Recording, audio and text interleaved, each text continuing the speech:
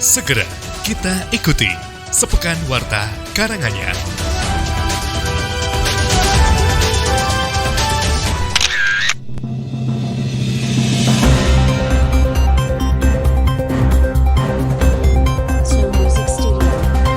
Pendengar, Pemkab Karanganyar menambah 45 rambu menuju puncak Gunung Lawu.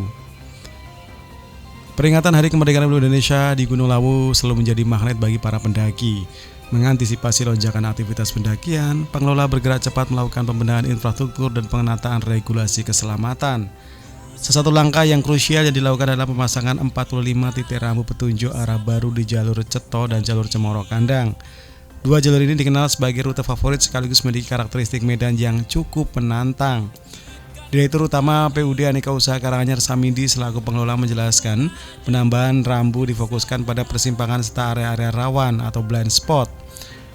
Langkah ini bertujuan agar pergerakan massa pendaki tetap berada di jalur resmi atau official track. Untuk mendukung keselamatan dan kelancaran pendakian, akhirnya Pemkab Karanganyar memasang 45 titik rambu petunjuk menuju puncak. Fokusnya jalur Ceto dan Cemoro Kandang yang selalu menjadi favorit saat momen 17-an. Selain penambahan navigasi fisik, pihak pengelola menyoroti pentingnya edukasi bagi para pendaki, khususnya pendaki pemula yang kerap memeriahkan euforia kemerdekaan. Fenomena pendakian massal kerap diwarnai minimnya persiapan teknis seperti kelengkapan yang tidak sesuai standar atau safety gear hingga ketidakpahaman atas kondisi cuaca ekstrim di pegunungan, terutama di puncak. Samidi mengingatkan bahwa Gunung Lawu memiliki karakteristik cuaca yang bisa berubah drastis dalam hitungan menit.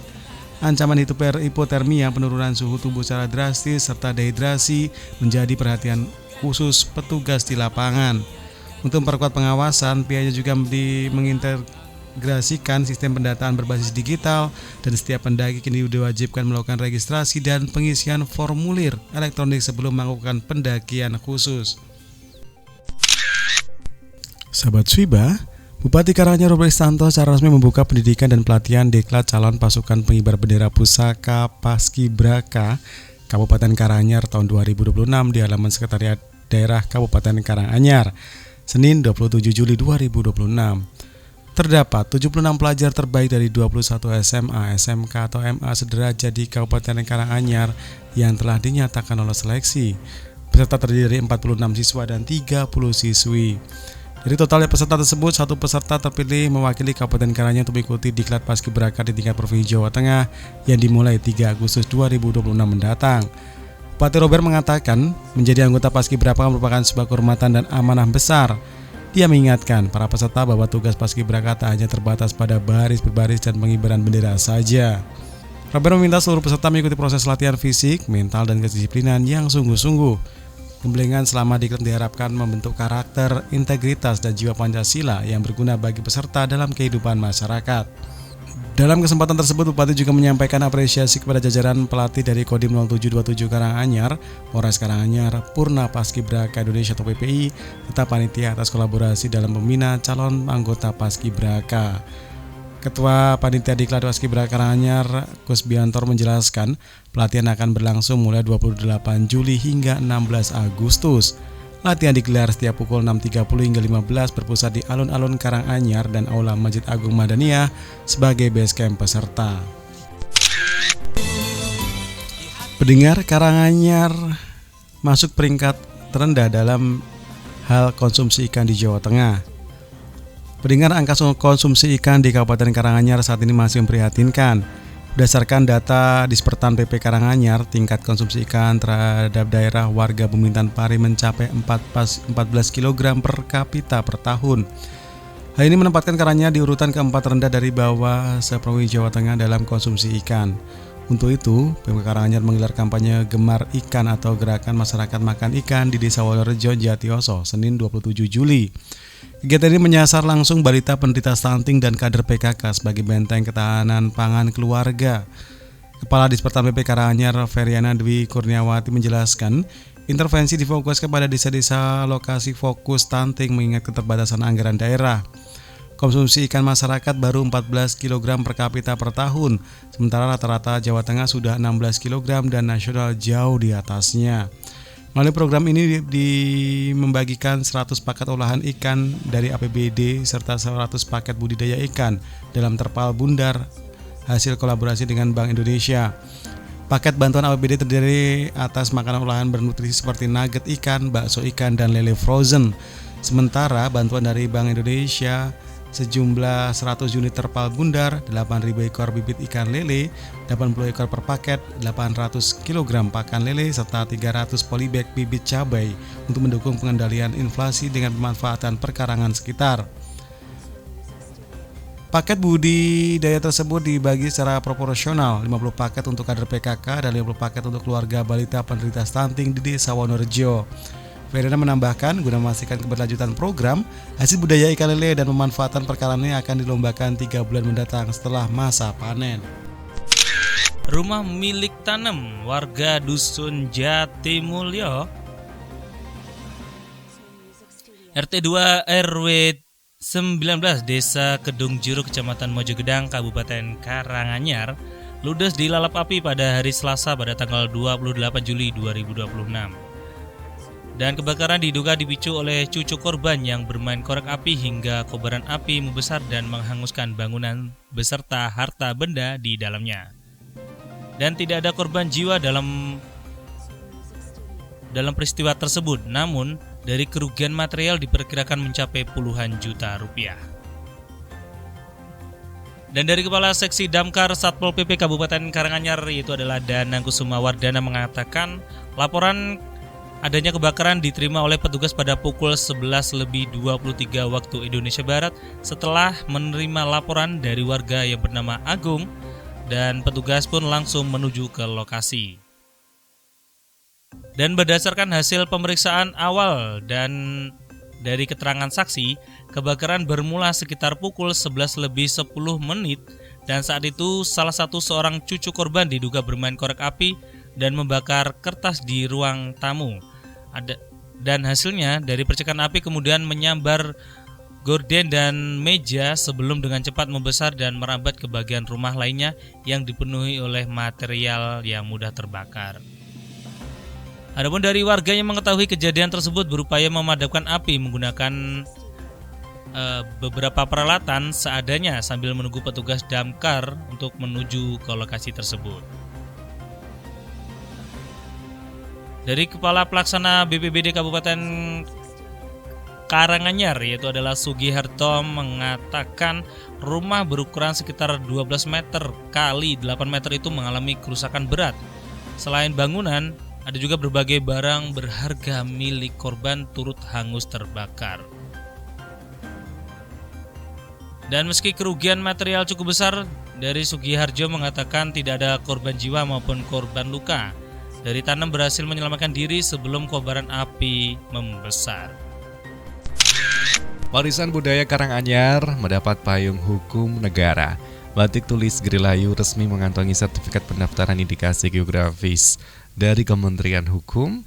Penyerahan dokumen deskripsi maupun sertifikat izin dilakukan Rumah Batik Giri Arum Kecamatan Matesih Rabu 29 Juli 2026 dan penyerahan dihadiri langsung Kepala Divisi Pelayanan Hukum Kanwil Kemenkum Jawa Tengah Jasdirin dan mewakili Kepala Kanwil.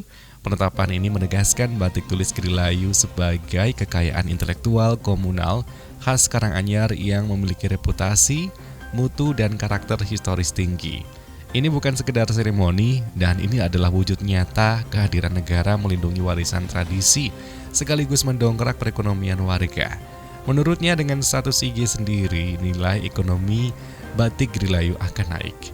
Kepastian hukum, daya saing kuat, kepercayaan pasar terhadap produk asli masyarakat meningkat. Ketertarikan motif tradisional Grilayu dan wilayah asalnya kini resmi diakui.